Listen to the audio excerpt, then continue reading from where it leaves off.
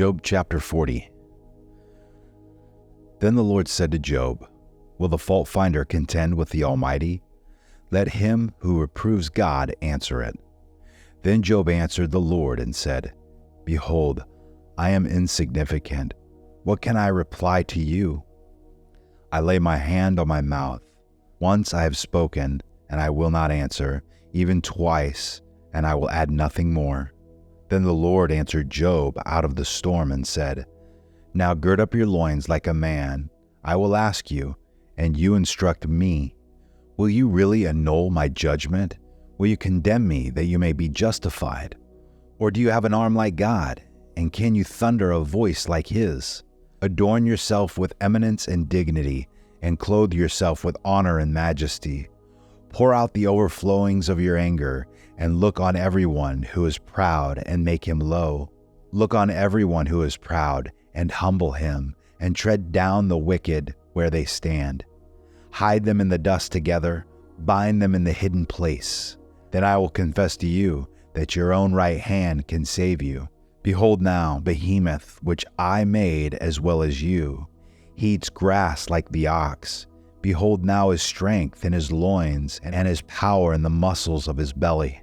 He bends his tail like a cedar. The sinews of his thighs are knit together. His bones are tubes of bronze. His limbs are like bars of iron. He is the first of the ways of God. Let his maker bring near his sword.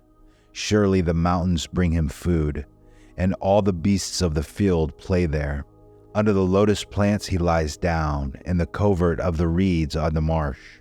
The lotus plants cover him with shade. The willows of the brook surround him. If a river rages, he is not alarmed. He is confident, though the Jordan rushes to his mouth.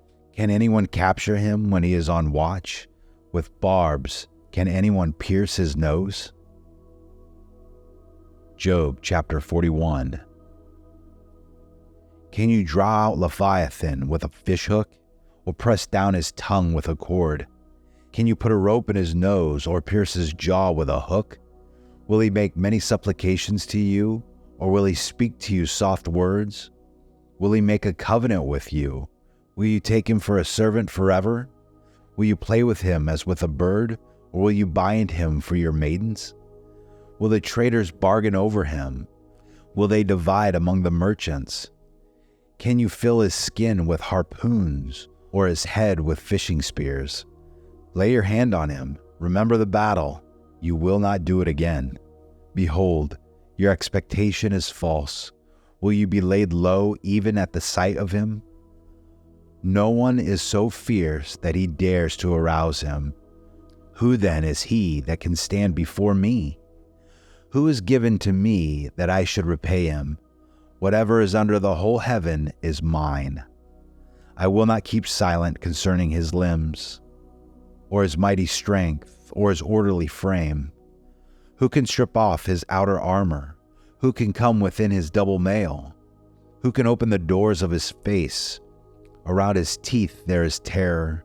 His strong scales are his pride, shut up as with a tight seal.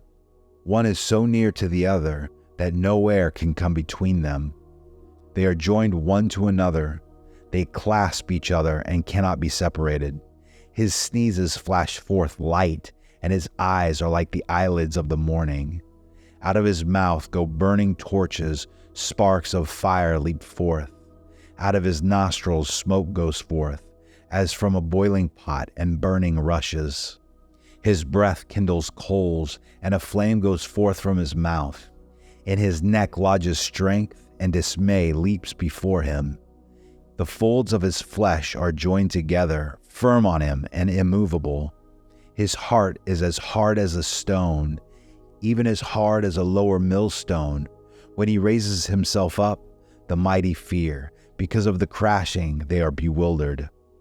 The sword that reaches him cannot avail, nor the spear, the dart, or the javelin. He regards iron as straw, bronze as rotten wood. The arrow cannot make him flee. Sling stones are turned into stubble before him. Clubs are regarded as stubble.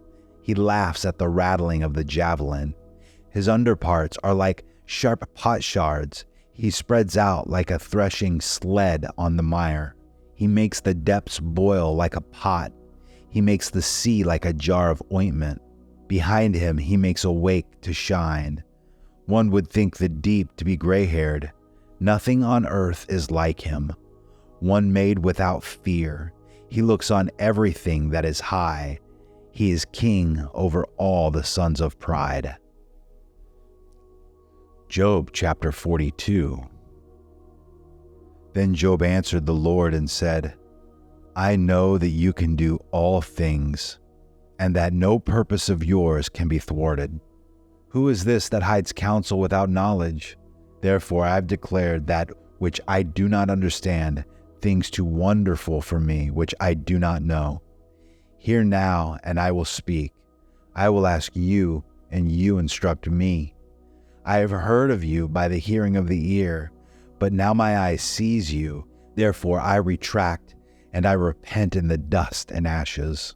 It came about after the Lord had spoken these words to Job that the Lord said to Eliphaz the Temanite, My wrath is kindled against you and against your two friends, because you have not spoken of me what is right, as my servant Job has.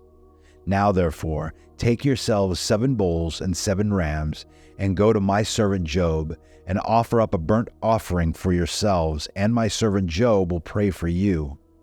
For I will accept him, so that I may not do with you according to your folly, because you have not spoken of me what is right, as my servant Job has.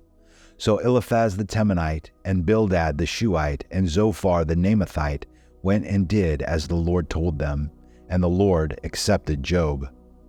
The Lord restored the fortunes of Job when he prayed for his friends, and the Lord increased all that Job had twofold.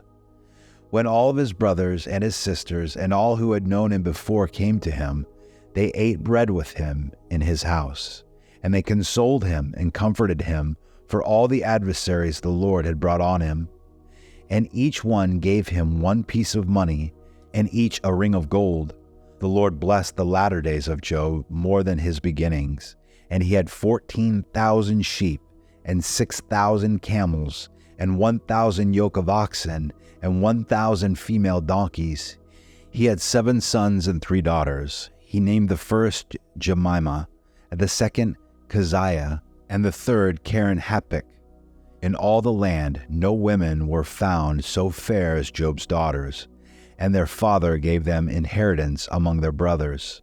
After this, Job lived 140 years, and saw his sons and his grandsons 4 generations. And Job died, an old man and full of days.